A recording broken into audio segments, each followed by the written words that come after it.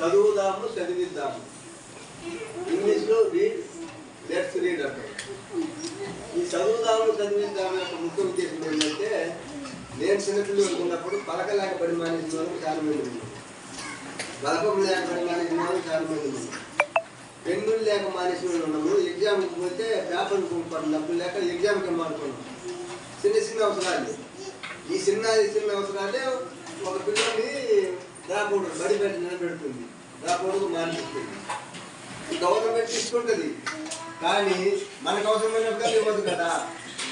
ఆ గ్యాప్ను పోర్చడానికి మాలాంటి శిక్షణ సంస్థలు అప్పుడప్పుడు పిల్లలకు పెన్నులు పుస్తకాలు టీషర్ట్లు కూడా నేను మన ఊళ్ళో చెప్పడం, కానీ కేవలం ఎగ్జామ్ పోవడానికి పెన్ను లేక బడి మానేసి ఈరోజు స్కూల్ బడికి పోతున్నాను. నన్ను కూడా అడిగాడు, కానీ నా దగ్గర నాకు 2 రూపాయలు ఇచ్చి పెన్ను గురించి నాకు లేదు, నా పెన్ను ఇవ్వడానికి కూడా నేను రాసుకెళ్తాను, అది దాపోయింది.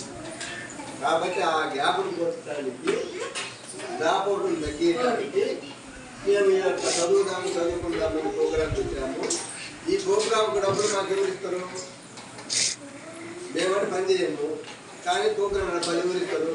కాబట్టి ఎవరైనా పనులు చేసుకుంటూ సంపాదించుకుంటూ వాళ్ళు సంపాదించిన దాంట్లో 10 మందికి సాయం చేస్తాం. మన కుటుంబంలో కనిపెట్టి వాళ్ళకి మా ఈ సంస్థ గురించి వివరించి కార్యక్రమం గురించి వివరించి గుర్తించుకొని మనకి పలపాలు పిల్లలు తెస్తాము.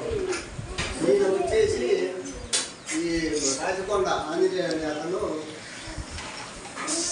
లిఫ్ట్ ఇరిగేషన్ పని చేసుకుంటూ సంపాదించుకుంటున్నాడు. నాతో కలిసి ఛానల్గా ఉంటూ తిరుగుతూ ఉన్నాడు.